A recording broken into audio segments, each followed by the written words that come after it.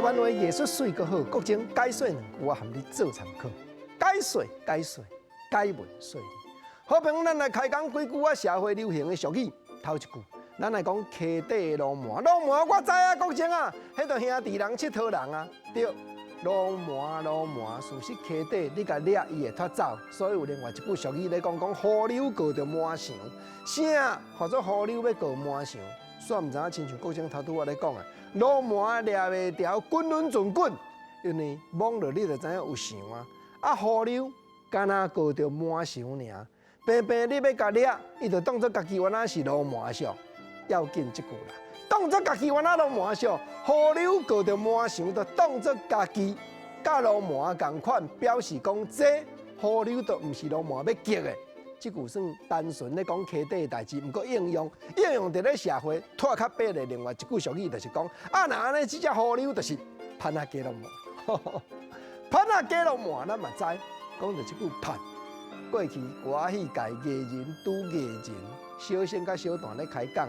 讲啊，咱另外迄个别人，迄个严判，严判就是外行人，毋是平拜颠倒元帅，毋是拜即个西晋王爷，毋是戏界的人就对啊。所以迄叫做叛啊，鸡路麻。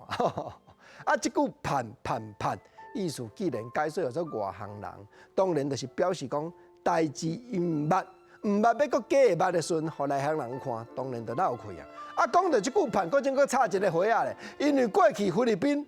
50-60年前，讲起来经济比台湾较好，所以真侪人来到台湾，摕钱来遮要投资。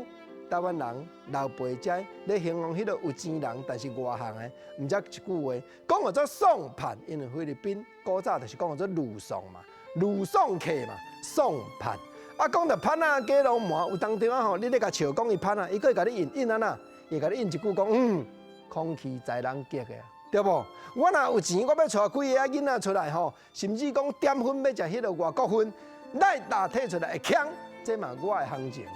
空气在人激的，总讲啦，社会咧斗阵，激空气，你互看到若闹气的时阵，家己原来会歹势。上好啦，是实在，毋好做迄个虚伪的代志，毋好讲干那为着要激空气。咱古早人咧讲即个碗讲砍的，你看无嘛？结果掀开内底无半项。